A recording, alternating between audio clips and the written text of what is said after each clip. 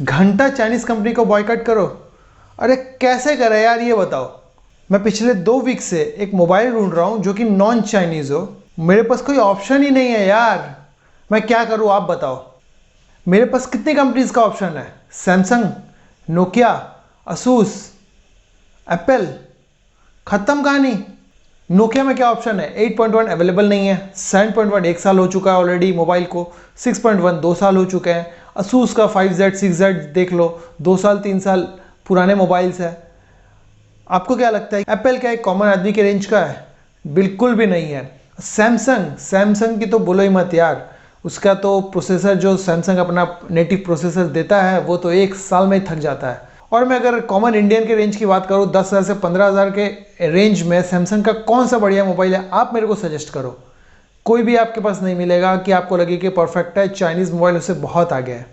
और अगर बात करें इंडियन कंपनी की, तो आपको पता है कि इंडिया की कोई कंपनी फ़िलहाल देखा जाए तो कोई भी नहीं है।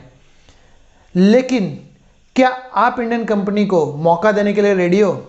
आप एक बात सोचो कि अगर आज कोई इंडिया की कंपनी आती है तो उसको बहुत ज़्यादा स्ट्रगल करना पड़ेगा। तो बात करें आज से 5-10 साल पहले की, जिस वक्त कहा जाता कि चाइनीज़ मोबाइल अगर चले तो चांद तक, नहीं तो रात तक, वो वाली बात थी। तो उन्होंने उस दौर में बहुत कुछ सीखा। लेकिन इंडियन कंपनियों ने क्या किया? इंडियन कंपनियों ने सिर्फ रिब्रांडिंग करके मोबाइल को बेचा। उन्होंने टेक्नोलॉजी डेवलप करने की जहमत ही नहीं उठाई। और उसी का रीज़न है कि आज हमारे पास कोई भी कंपनी नहीं है इंडियन ब्रांड की जो सारा का सारा मोबाइल इंडिया में मैन्युफैक्चरिंग कर सके।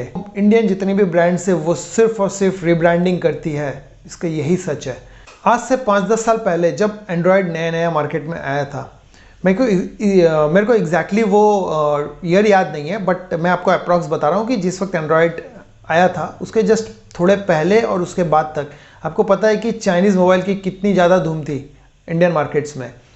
लेकिन एंड्रॉयड आने के बाद आस्ते आस्ते जो छोटी मोटी चाइनीज़ कंपनियां हैं वो तो आउट हो गई, लेकिन वो बड़ी बड़ी जो कंपनियां हैं जैसे कि एमआई हो गई या फिर ओप्पो वीवो, उन्होंने भी एंट्री की। और उस वक्त और भी काफ़ी सारा चाइनीज़ कंपनियां थी, लेकिन आस्ते आस्ते सब आउट हो गई। जैसे कूलपैड वगैरह है, उसके कुछ एक मोबाइल तो आज भी आता है लेकिन वो उतना ज़्यादा नहीं चलता है। सो उन्होंने उस दौर में बहुत ज़्यादा एक्सपीरियंस किया। उनके मोबाइल्स भी अच्छे नहीं आते थे, लेकिन उस वक्त क्या है, हमारे पास ऑप्शंस नहीं थे तो वो ख़राब मोबाइल भी लोग यूज़ करते थे। क्योंकि जिनको बजट कंसर्न होते थे वो मोबाइल यूज़ करते थे, जिनका बजट कंसर्न नहीं होता था वो सैमसंग, नोकिया, मोटोरोला वगैरह भी यूज़ करते थे। एचटीसी वगैरह के मोबाइल भी उस वक्त आते थे। लेकिन क्या हुआ कि हमने चाइनीज़ मोबाइल कम रेट में होने के कारण हम लोग उनको यूज़ करते थे और उन्होंने वहाँ पे R&D कर करके अपने टेक्नोलॉजी को इम्प्रूव किया और इम्प्रूव करके आज वो अच्छे मोबाइल हमको प्रेजेंट कर पा रहे हैं।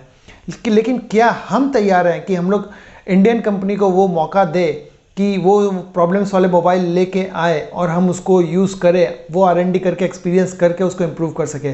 सो अगर इंडियन ब्रांड्स के कोई मोबाइल आते हैं तो क्या आप उनको मौका देंगे जैसा कि आपने चाइनीज़ मोबाइल को इतने साल तक मौका दिया? तभी आप एक्सपेक्ट कर सकते हैं कि इंडियन कंपनी आएगी जो सारे के सारे पार्ट्स इंडिया में मैन्युफैक्चरिंग करती है।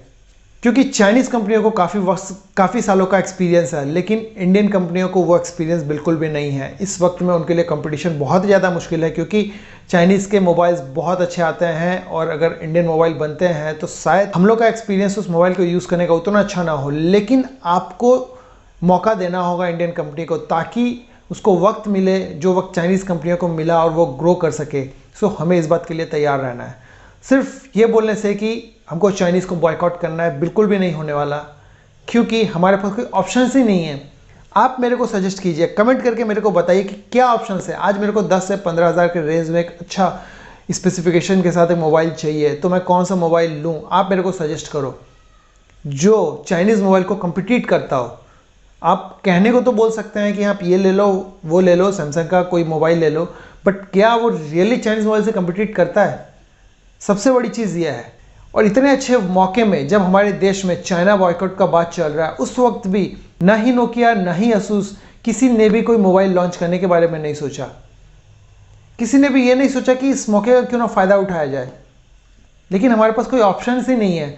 सिर्फ एक ऑप्शन बचता है, सैमसंग। वो भी मुझे नहीं लगता कि वो हमारे एक्सपेक्टेशन में खरा उतरता है, क्योंकि सैमसंग मोबाइल की मैंने जो एक प्रॉब्लम हमेशा से फेस की है वो ये है कि 1 से 1.5 साल बाद उसका मोबाइल बहुत ज़्यादा स्लो हो जाता है। तो इस तमगे से सैमसंग को मुक्ति पानी पड़ेगी, उसको भी अपना UI इम्प्रूव करना पड़ेगा उसको जो अपना प्रोसेसर है इम्प्रूव करना पड़ेगा। तो दोस्तों हमें प्रण लेना होगा कि हमारे इंडिया की जो भी कंपनी आएगी हम उसको पूरा सपोर्ट करेंगे। भले ही उसकी क्वालिटी चाइनीज़ मोबाइल के कंपेयर में उतनी अच्छी ना हो, लेकिन हमें उनको मौका देना पड़ेगा कि वो R&D करके उसको डेवलप कर सके। और जो भी कंपनी इंडिया की कोई मोबाइल लॉन्च करेगी, मैं सिर्फ मोबाइल की ही बात नहीं कर रहा हूँ, मैं किसी और प्रोडक्ट की भी बात कर रहा हूँ कि कोई भी इंडियन कंपनी भले उसका प्रोडक्ट थोड़ा सा अच्छा नहीं है, चाइनीज़ कंपनी थोड़ा महंगा है, आप उन्हीं को परचेज़ कीजिए, क्योंकि आपको उनको वक्त देना होगा, तभी ही वो R&D करके उस चीज़ को इम्प्रूव कर पाएंगे। अदरवाइज़ चाइनीज़ के साथ कंपीट करना हमारे लिए बहुत ही मुश्किल होने वाला है।